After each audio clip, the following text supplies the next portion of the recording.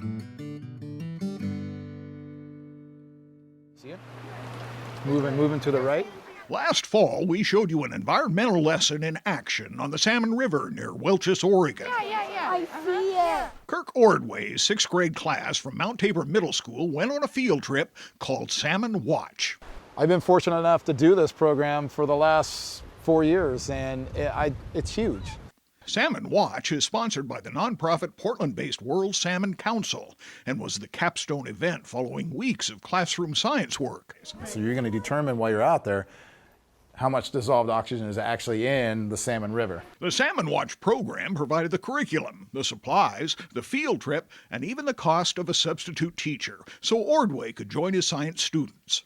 Salmon are so deeply characteristic of our region, and yet kids are growing up these days not knowing that we live so close to these magnificent streams that see these salmon swim on through every season. This spring season, another environmental project called Eggs to Fry found volunteers from the Northwest Steelheaders helping kids understand why salmon and steelhead and trout are so important. Our particular group of Northwest Steelheaders works with 37 schools. I feel like I'm a doctor at times delivering all these little babies. The Northwest Steelheaders donate time and raise money to buy expensive equipment so youngsters can raise eggs to fry in Washington County schools.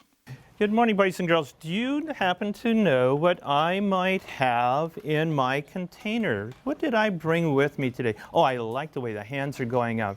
Leroy Schultz has brought Mrs. McComie's 2nd grade class a packet of 500 trout eggs. I keep them in a container and in a cloth so that they'll stay nice and cold and wet. The eggs were donated by the Oregon Department of Fish and Wildlife's Roaring River Hatchery. You will see that the eggs happen to have some black spots in them. Those black spots are known as the eyes. Each egg will have 2 eyes in it. Those little spots look like pieces of pepper, like you've been shaking your salt and pepper shaker. Everybody ready? Because they are neutral in buoyancy, they will actually bounce to the low spots in the gravel. The eggs will become fish over the next 6 weeks, and the experience becomes a launching point for important teachable times. They're going to be the future keepers of our rivers and lakes, and we want them to know that they are taking that responsibility. They are the ones that are going to carry on for us in the future. The fish are the foundation for writing assignments, science, vocabulary, math lessons. Thumb up if you have a cotton ball and 2 Q-tips. And even art projects. Looking at the rainbow trout, I can see my dorsal fin. Letter C, what's this big one? Caudal fin. And oh, little adipose fin in there. 1, 2, 3. Looks like I'm going to use my reddish brown and then make my black dots. It takes it from that 2-dimensional concept, looking in a book, to that 3-dimensional piece where they're right in front of our eyes. Comes alive. Absolutely.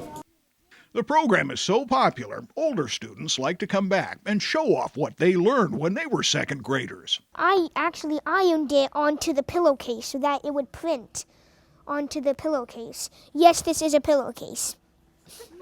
How's the pattern going for this? Egg? Yeah, this. Next. Almond, fry. And then they just grow. Solid lessons that are also fun ways to learn about the aquatic world and eventually lead to one pivotal day.